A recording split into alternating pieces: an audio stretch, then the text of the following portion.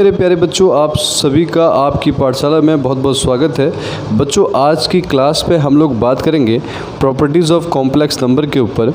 जैसा कि इससे पहले लेक्चर में बच्चों हमने बात किया था कॉम्प्लेक्स नंबर के बारे में, इसकी डेफिनेशन के बारे में, कॉम्प्लेक्स नंबर के अंदर रियल और इमेजिनरी पार्ट के बारे में बात की थी। साथ में मैंने आपको इमेजिनरी पार्ट के कॉन्सेप्ट को बताया था। तो वहाँ हमने पावर की आयोटा की बात की थी, पावर ऑफ आयोटा के ऊपर क्वेश्चंस किए थे बहुत सारे।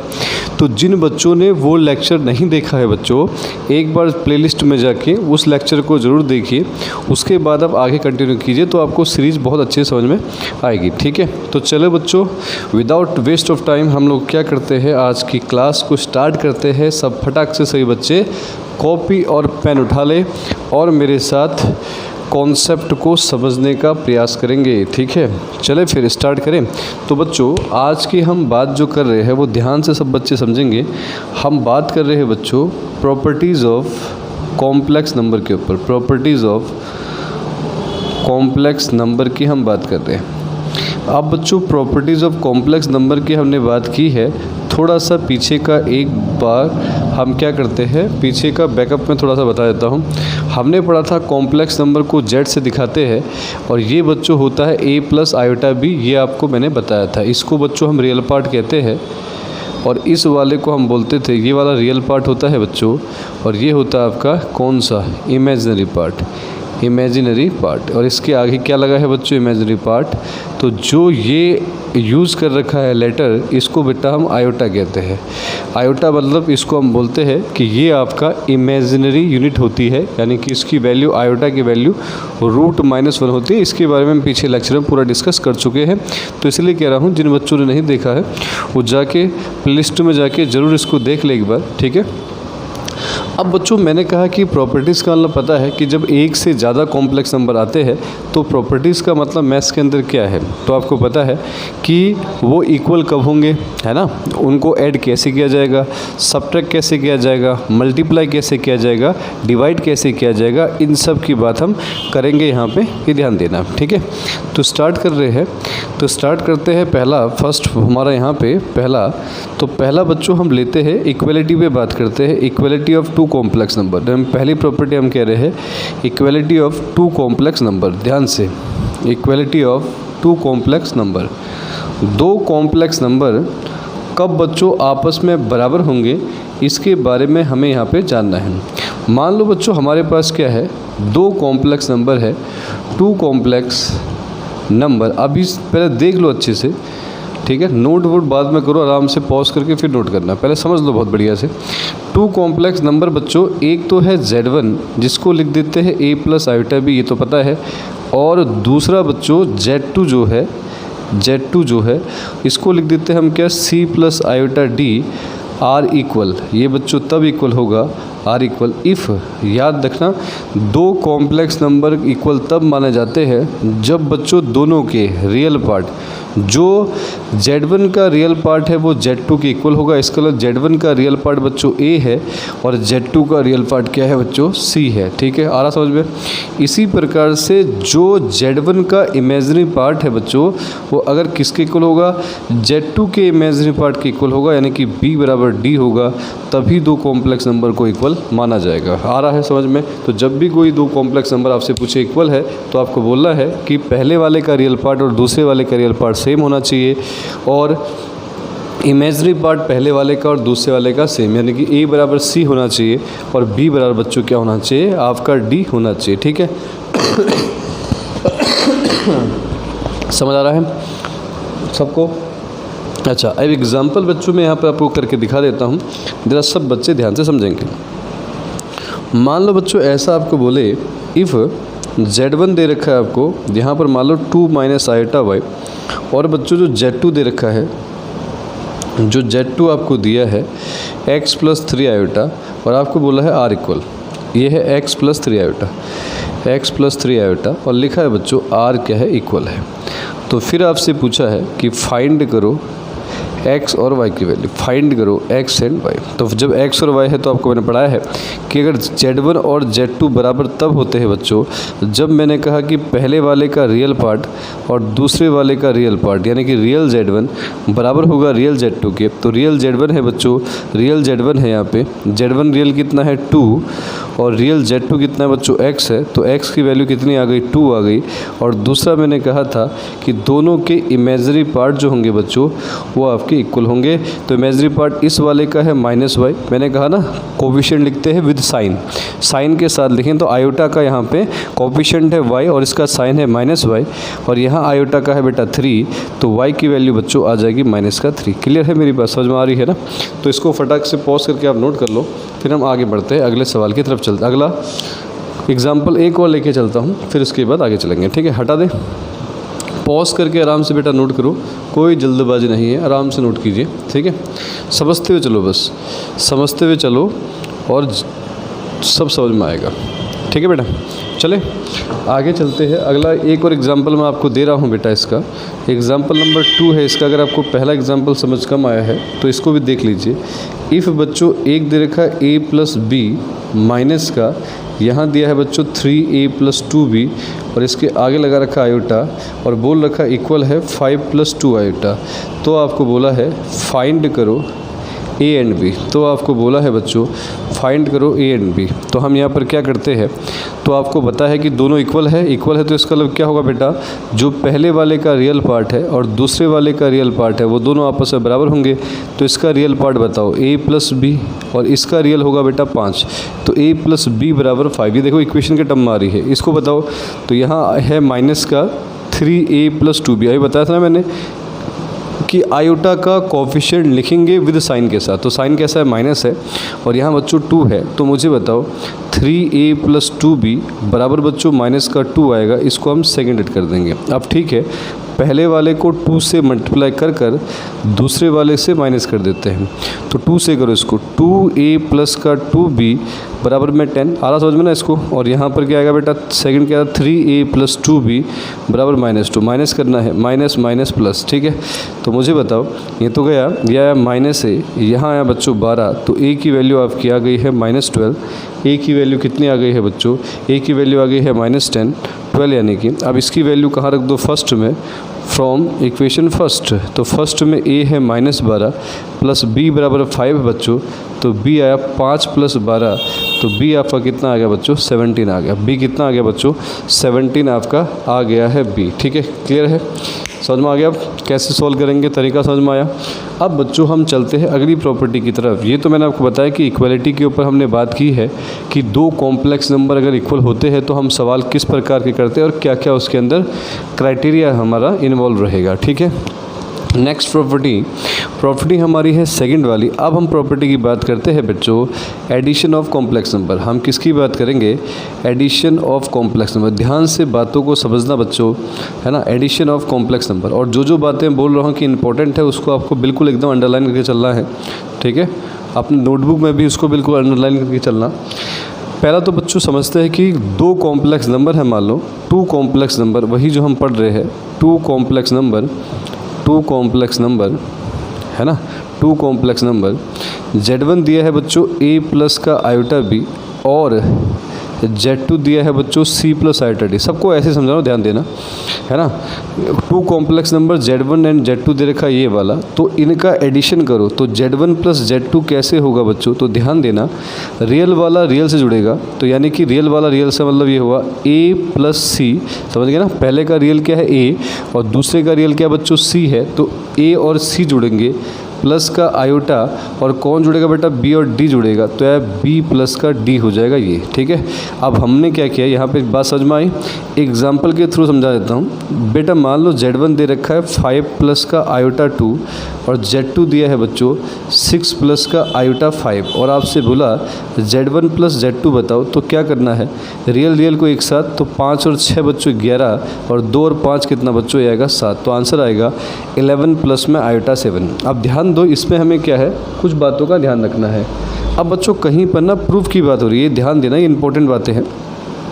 अगर मैं आपसे कहता हूँ रियल Z1 प्लस Z2 बताओ, तो आपको पता है रियल Z1 प्लस Z2 पूछ रहा हूँ मैं, इस वाले का रियल पूछ रहा हूँ। तो हमने क्या किया, रियल वाला पार्ट ये है और इमेजिनरी वाला पार्ट बिट्सू ये है। तो आप देख रहे हो कि जो A है वो पहले वाले का रियल है और जो C है वो दूसरे वाले का है। तो पहली बात याद रखना, जब भी मैं कहीं पर रियल Z1 प्लस Z2 की बात करूँगा ना बच्चों, तो आपको उसको इक्वल लिखना है real Z1 plus real Z2। और कैसे लिखना है इसका तरीका आपको समझ में आया होगा कि जब मैं रियल पूछ रहा हूँ तो पहले का हम रियल पकड़ रहे हैं और दूसरे का, और इमेजिनरी पूछूंगा तो पहले का इमेजिनरी और दूसरे का इमेजिनरी। और जब मैं पूछ रहा हूँ आप लोगों से बच्चों इमेजिनरी Z1 प्लस Z2 बताओ, तो आप क्या बोलते हो कि पहले वाले का इमेजिनरी Z1 प्लस इक्वल होगा बच्चों ये वाला इमेजिनरी Z2 के। ठीक है, अगली चीज़ ये तो आपको बातें याद रखनी है।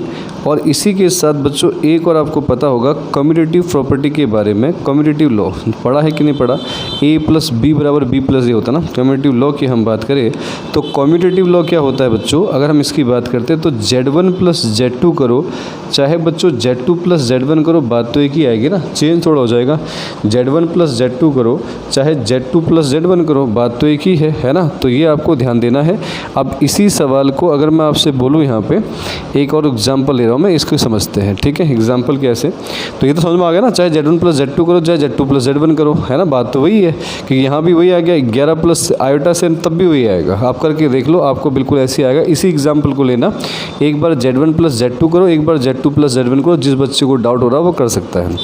अच्छा, अब बच्चों यहाँ ना सवाल जैसे अगर आपसे पूछे, मान लो हमसे क्या हुआ, एक क्वेश्चन यहाँ दिया Z1 दे रखा बच्चों 2 प्लस का आयोटा 3 और Z2 दिया है बच्चों 5 प्लस का आयोटा 6, और आपको बोला कि मुझे इस बार रियल Z1 प्लस Z2 चाहिए, real Z1 plus Z2, Z1 plus Z2 पूरा नहीं चाहिए, उसका रियल पार्ट चाहिए। तो क्या करोगे, तो सीधे उठाओगे पहले का रियल दूसरे का एल, तो आंसर आएगा बच्चों 7। और अगर मैं पूछता हूँ आपसे इमेजिनरी Z1 प्लस Z2 बताओ बच्चों, तो इमेजिनरी पकड़ेंगे 3 इसका 6 इसका, 3 प्लस 6, तो आंसर आएगा बच्चों 9। तो इमेजिनरी Z1 Z2 कैसे निकालते, रियल कैसे निकालते, तरीका समझ में आ गया।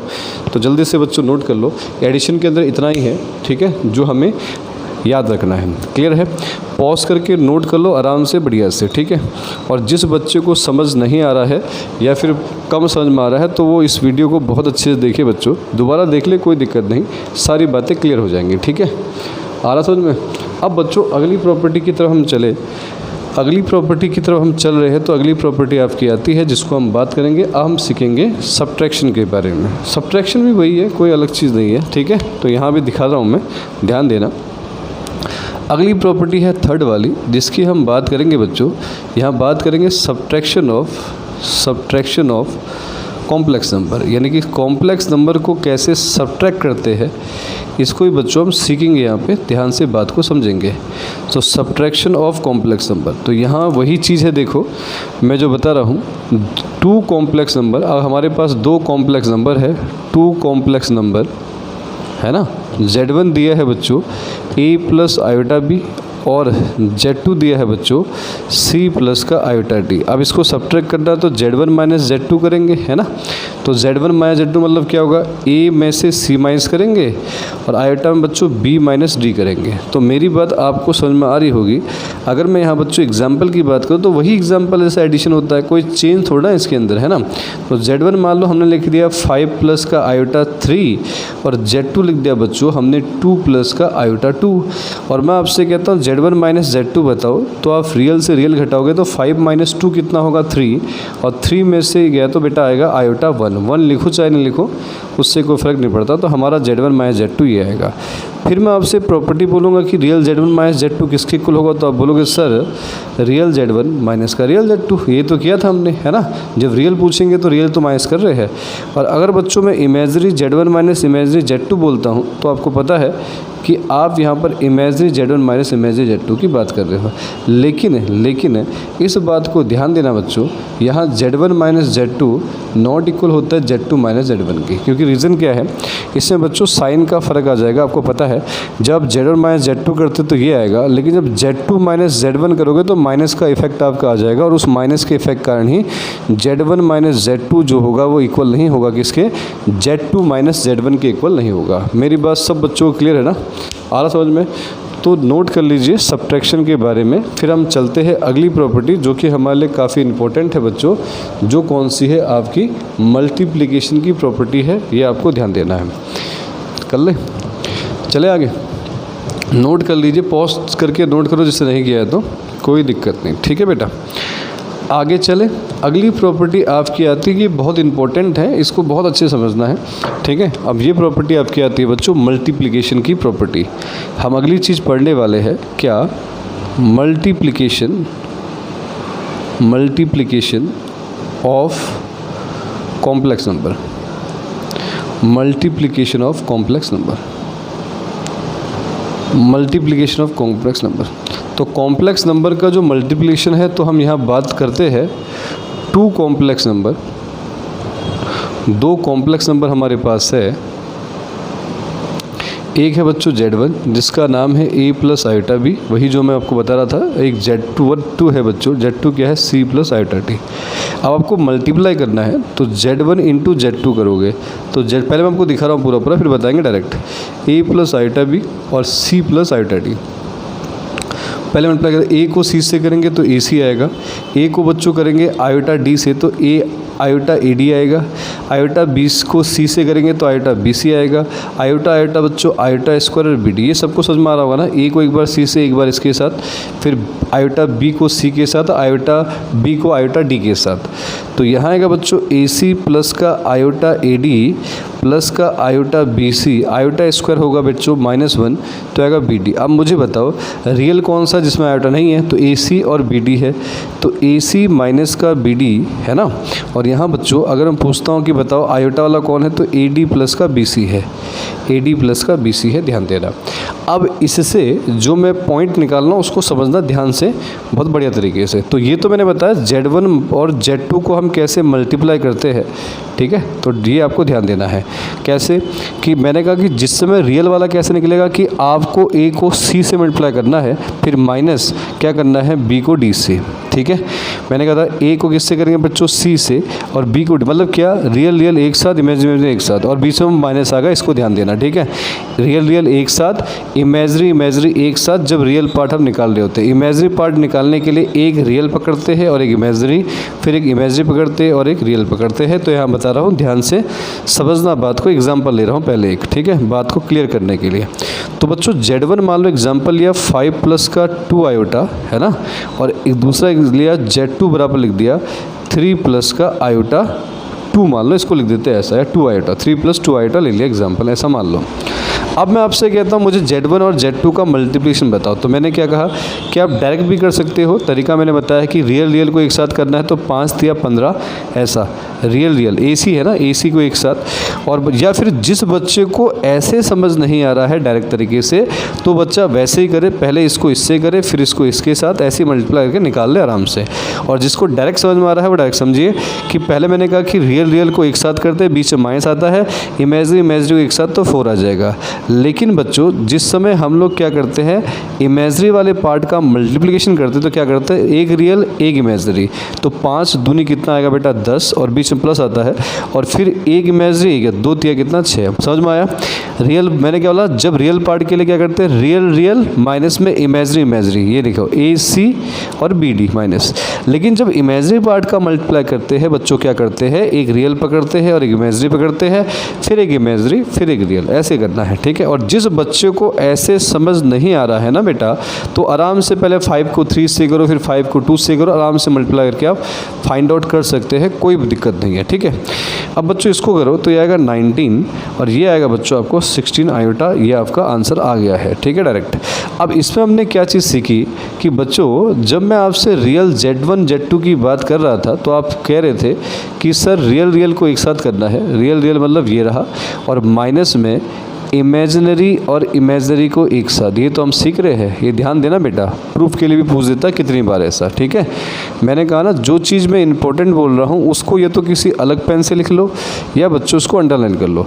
ये इमेजरी है Z1 Z2, तो मैंने क्या बोला, इसमें क्या करते हैं, पहला हम क्या पकड़ते हैं, पहला पकड़ते हैं रियल Z1 और फिर लेते हैं इमेजरी। अब Z1 लेंगे Z2 लेंगे, फिर प्लस में क्या करते हैं, अगर रियल Z2 ले लिया तो इमेजरी आ गया बच्चों हमारा क्या Z1। क्लियर है मेरी बात को? ठीक है, इस बात को सब बच्चे ध्यान से समझे। और आपको ऐसे याद भी आ रहा होगा ना, cos A cos B minus sign A sine B, इसमें सेम होता है, लेकिन इमेजरी में एक साइन ए कॉस है, साइन ए कॉस बी। या फिर ये क्लियर है, इतना पक्का समझ में आ रहा है ना? अरे आ रहा है, या एक एग्जाम्पल और दो बच्चों, है ना? समझ में नहीं आ रहा तो एग्जाम्पल लेंगे और क्या होगा, है ना? एग्जाम्पल ले लो, नहीं तो एक और। अच्छा, एग्जाम्पल लेके अगर हम चलें, इसको मेरी बात को समझना ध्यान से, जो मैंने आपको समझाया ये क्लियर हो गया। अब बच्चों अगर मैं आपसे कहूँ डायरेक्ट की बात करते, आओ एक एग्जाम्पल ले लेते हैं। अगर तुम्हें दिक्कत आ रही है तो ले लेते भैया एग्जाम्पल, क्या दिक्कत है? तो बेटा 4 आयोटा और यहाँ लिख दिया Z2 बराबर लिख दिया 2 प्लस का 3 आयोटा, है ना?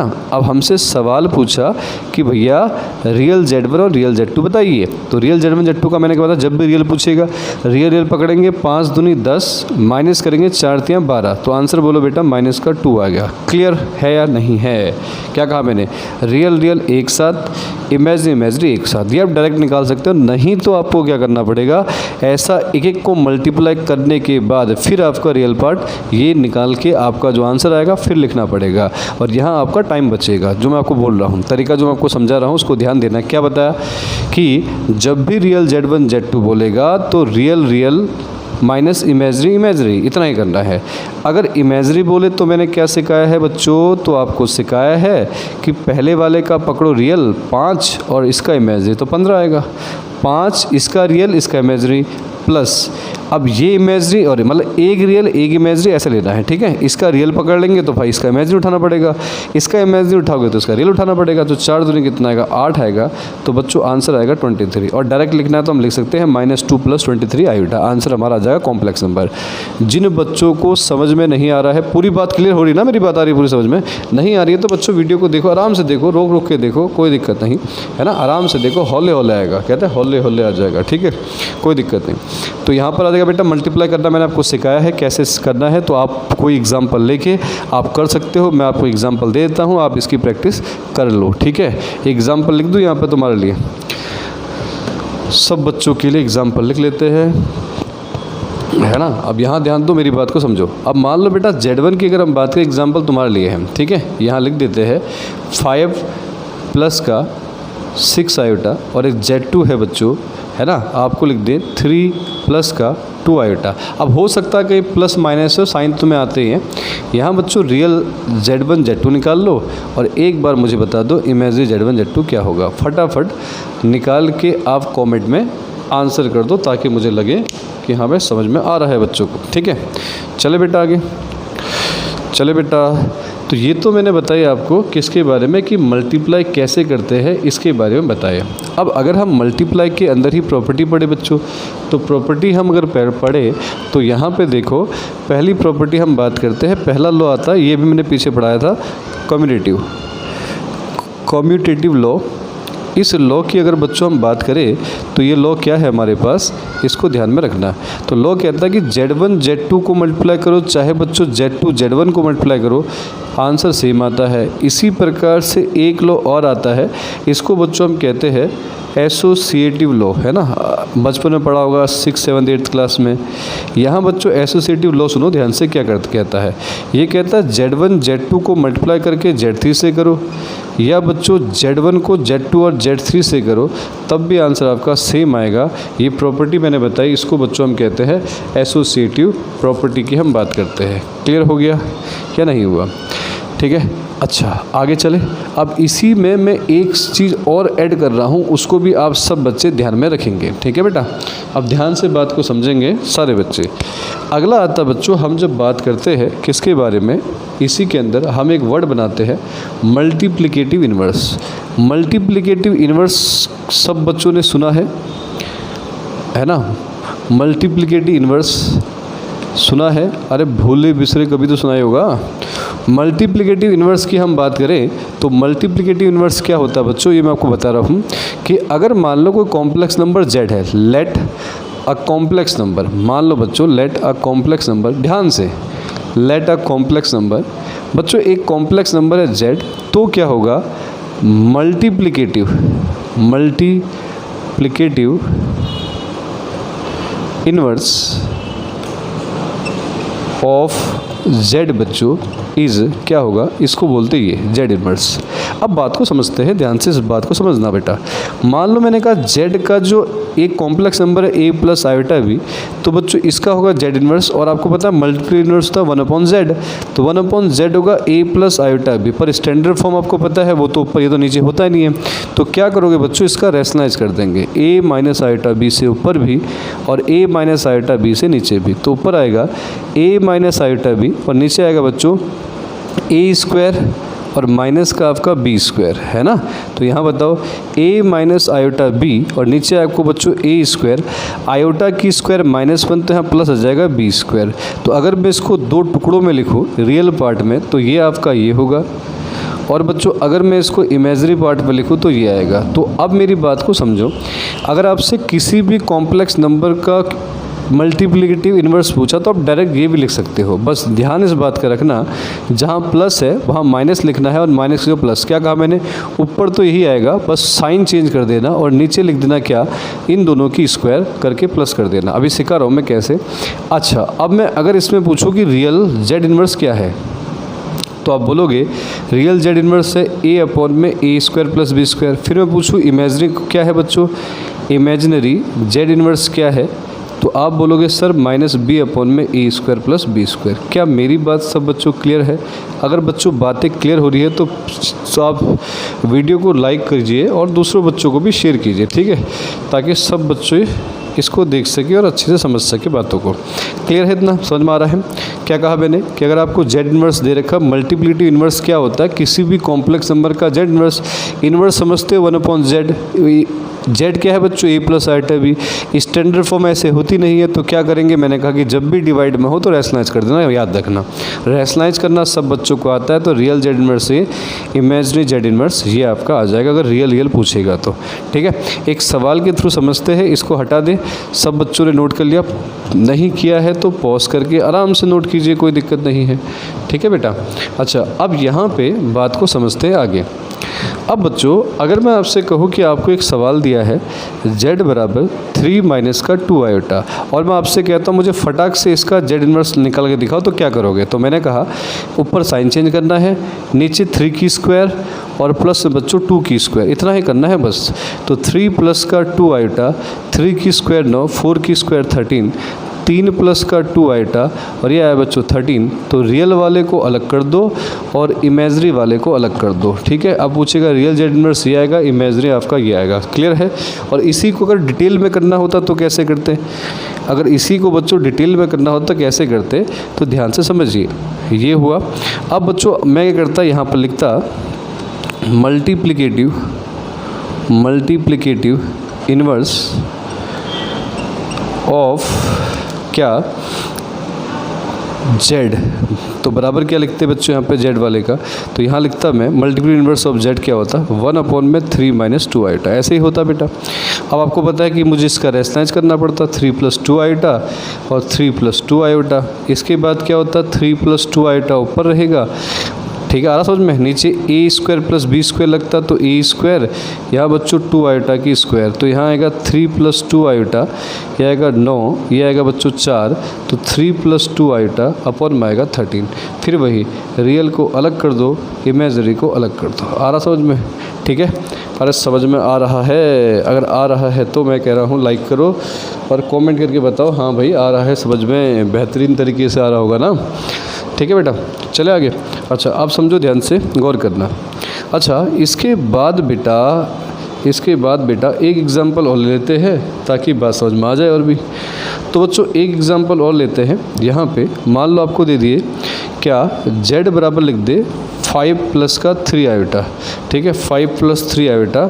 तो इसका ठीक है, तो हम क्या करते हैं, अगर निकालते सीधे z इन्वर्स, मतलब क्या बोलते, मल्टीप्लिकेटिव इन्वर्स। बच्चों मल्टीप्लिकेटिव इन्वर्स क्या होता है, z इन्वर्स। क्या लिखते, ऊपर साइन चेंज करना है आयोटा के आगे, नीचे बोलो इसकी स्क्वायर प्लस का 3 की स्क्वायर। तो क्या आएगा 5 माइनस 3 आयोटा, नीचे बच्चों 25 प्लस का 9। तो बोलो 5 माइनस 3 आयोटा, 25 और 9 कितना होता है 34, 5/34 बच्चों 3/34 आयोटा, ये हमारा आंसर आ जाएगा। ठीक है, और अब आप लोग इसको उस तरीके से निकालोगे जिस तरीके से हमने पीछे किया था, करके दिखाइए। दूसरा एक सवाल और दे रहा हूँ, ये भी करके फटाफट आप लोग मुझे कमेंट में आंसर बताओगे कि क्या आंसर आ रहा है। आगे चले, अगली प्रॉपर्टी की तरफ चले बेटा। अगली प्रॉपर्टी की तरफ चलूँ? ठीक है, चलते हैं, सुनिए भी ध्यान से। अब बच्चों अगर हम बात करें, इसके बाद हम लेते हैं कि क्या किसी भी कॉम्प्लेक्स नंबर को अब होता है डिवीज़न पे, division of complex number, division of complex number. अब बच्चों कॉम्प्लेक्स नंबर का डिवीज़न कैसे करते हैं, इसकी भी थोड़ी चर्चा हम कर लेते हैं ताकि आपको बात समझ में आ जाए। Division of complex number, complex number का डिवीज़न बच्चों कैसे होगा, अगर मैं इसको आपको समझाऊं तो बात को समझना। वही है 2 कॉम्प्लेक्स नंबर, वही है बच्चों 2 कॉम्प्लेक्स नंबर, 2 कॉम्प्लेक्स नंबर। एक है बच्चों Z1 A + आयोटा B, और दूसरा है बच्चों Z2 C + आयोटा D, है ना। अब आपको बोला डिवीज़न, डिवीज़न मतलब Z1/Z2 होगा, अरे हाँ है ना, है ना। तो Z1 कितना है बच्चों A + आयोटा B, और Z2 कितना है बच्चों C + आयोटा D। जब भी याद रखो, है ना, डिवाइड की कंडीशन आए और नीचे कोई कॉम्प्लेक्स नंबर लिखा हो, है ना, और स्पेशली किसके साथ बच्चों, इमेजिनरी के साथ लिखा हो, सीधे रेसलाइज करना है तो C - iota D, C - iota D यहाँ मल्टीप्लाई कर देंगे इसको इसके साथ, तो ये आ जाएगा A + iota B multiply C - iota D, और नीचे आएगा बच्चों C² + D²। मतलब समझ रहे हो कि जो नीचे होगा उसका तो नीचे स्क्वायर करना है, ये तो हमें पता है, C² + D², लेकिन ऊपर क्या करना है, A + आयोटा B के साथ इसका साइन चेंज करके मल्टीप्लाई करना है। एक एग्जांपल हो जाए ताकि ज़्यादा अच्छा रहे। एग्जांपल बच्चों एक दे रखा, मान लो एग्जांपल की हम बात कर लेते हैं यहाँ पे, है ना। एग्जाम्पल हमें दे रखा है Z1 दे रखा बच्चों, Z1 कितना है आपके पास, ये दिया है A + आयोटा B, और Z2 दे रखा है, सॉरी क्या लिख रहा हूँ मैं, ये दिया है बच्चों 2 + 3 आयोटा, और Z2 दे रखा आप लोग क्या, Z2 दिया है क्या आपके पास, Z2 है 1 + 2 आयोटा दे रखा है, और आपको बोला कि Z1/Z2 आपसे पूछा है, तो Z1/Z2 क्या होगा इसको समझते हैं। तो 2 + 3 आयोटा अपॉन बच्चों 1 + 2 आयोटा है। अब मैंने कहा कि जो नीचे वाला है इसकी रेशनलाइज कर देंगे, डायरेक्ट भी लिख सकते हो वैसे ही, तो मल्टीप्लाई किया 2 × 1 = 2, माइनस का 2 × 2 = 4 आयोटा, है ना, 3 से किया 3 आयोटा, और यह आया बच्चों माइनस का 6 आयोटा स्क्वायर। नीचे बोलो, नीचे तो प्लस ही हो जाएगा ना, 1 की स्क्वायर और 2 की स्क्वायर 4, बोलो 2 - 4 में से 3 गया तो 1 आयोटा, और यहाँ आएगा बच्चों प्लस का 6, नीचे आएगा 5, बोलो 6 और 2 8 - आयोटा बट्टे 5, हल लिख दो 8/5 माइनस का 1/5 आयोटा, ये हमारा आंसर आ जाएगा। क्लियर है। तो जब भी डिवाइड में अगर कोई कॉम्प्लेक्स नंबर दे और स्पेशली बच्चों इमेजिनरी नंबर दे, तो हमेशा आपको याद रखना है कि आपको क्या करना है, आपको हमेशा रैशनलाइज करना है, इस बात को बच्चे ना भूले कोई भी। क्लियर है बच्चों, आया समझ में? ठीक है, चले आगे।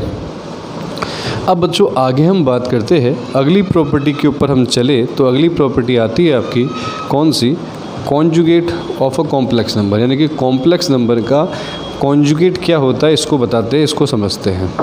अब बच्चों हम बात कर रहे हैं conjugate of a complex number, यानी कि कॉन्जुगेट क्या होता है किसी कॉम्प्लेक्स नंबर का,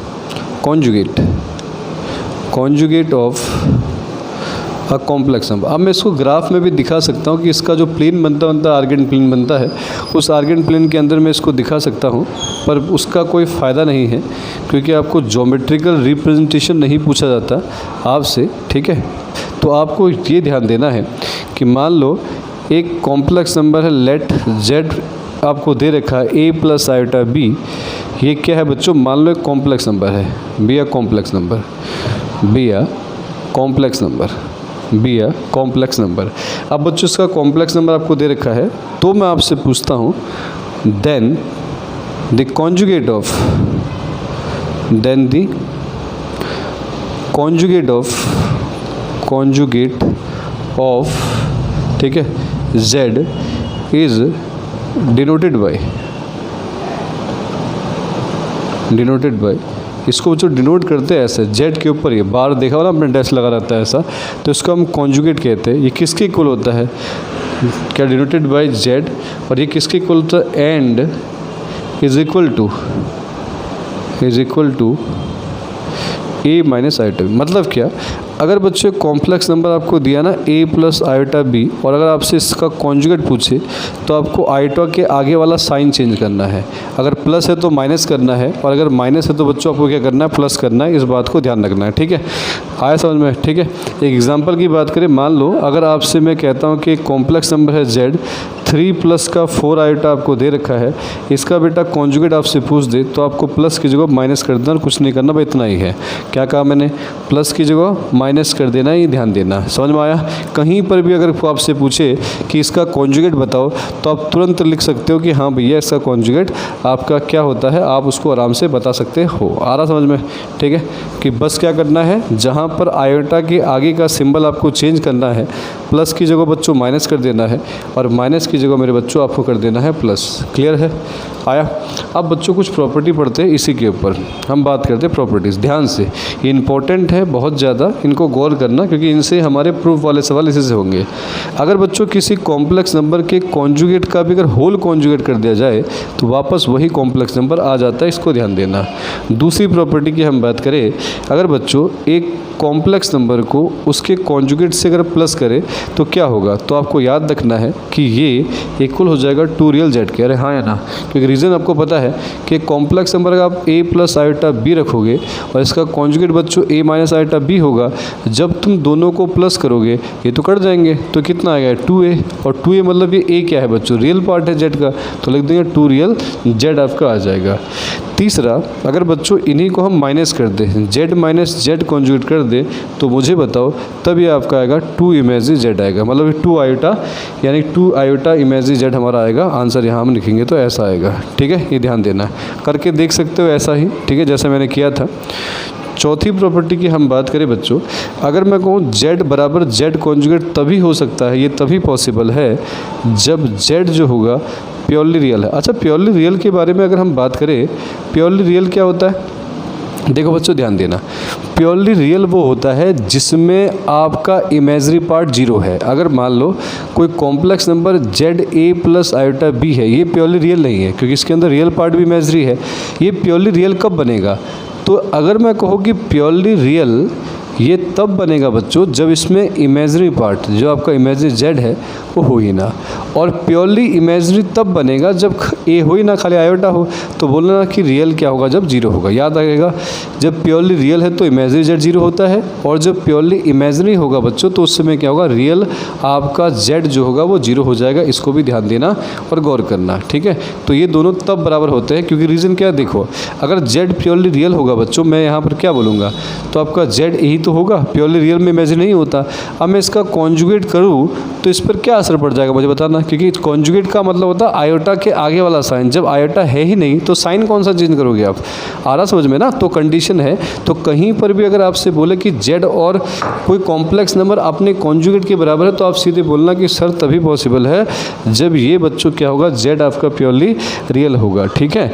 उसके बाद बच्चों ये ध्यान देना, अगर जेड और जेड का कॉन्जुगेट मिलकर 0 हो जाए, जेड और जेड का कॉन्जुगेट 0 हो जाए, ये तभी पॉसिबल है, ये तभी पॉसिबल है जब जेड इज़ प्योरली बच्चों इमेजरी होगा, जब जेड इज़ प्योरली इमेजरी।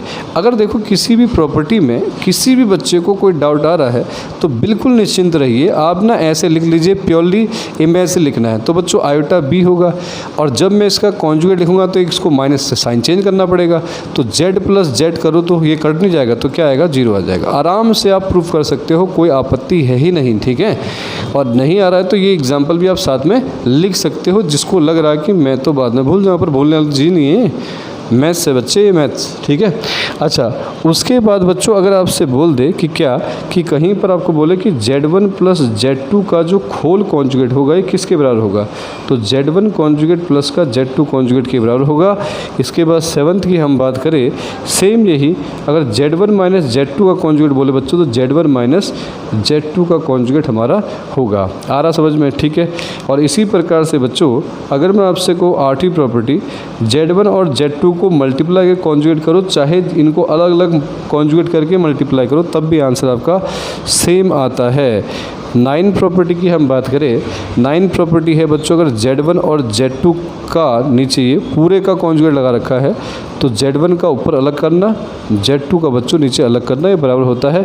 ये मैं आपको क्यों पढ़ा रहा हूँ, क्योंकि बच्चों ये आपके प्रूफ में, यानी कि जहाँ शो करना है, जहाँ प्रूफ करना है, वहाँ पूरी हेल्प करेंगे, आपको ध्यान में रखना है। क्या सारी प्रॉपर्टी क्लियर हो गई?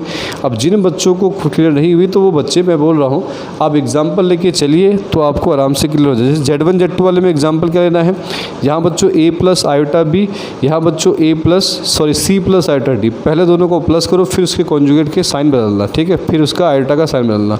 यहाँ a माइनस आयोटा b हो जाएगा, यहाँ c माइनस आयोटा d हो जाएगा, प्लस करो, दोनों का आंसर सेम आएगा, ठीक है। और ऐसे ही सेम इनमें प्रोसेस याद रखना है, ये ज़्यादा यूज़ होते हैं। एक ये वाला जो बोल रहा हूँ आपको, 5th प्रॉपर्टी का यूज़ बहुत ज़्यादा होता है, 5th 6th 7th 8th और ये वाला 10, जो इनका यूज़ 9 10 हमें यूज़ ज़्यादा होते हैं, तो इसलिए इनको आप बहुत अच्छे से समझे बच्चों, ठीक है। आ रहा समझ में, ठीक है। तो मेरे बच्चों आज के लिए हमने जो पढ़ा, आज की क्लास में हम इतना ही पढ़ेंगे। अगली क्लास में हम बात करेंगे NCERT की एक्सरसाइज के ऊपर, हम बात करेंगे एक्सरसाइज, हम बात करेंगे जो पुराना एडिशन है उसमें 5.1 है और जो न्यू एडिशन है बच्चों 4.1 है। तो जिन बच्चों ने चैनल को सब्सक्राइब नहीं किया है वो कर ले, ताकि अगले लेक्चर का नोटिफिकेशन आप पर आ जाए और आपका पूरी सीरीज़ में कंटिन्यूटी बने रहे, ठीक है। तब तक के लिए बच्चों थैंक यू वेरी मच, और सब बच्चे पढ़ते रहिए, ठीक है।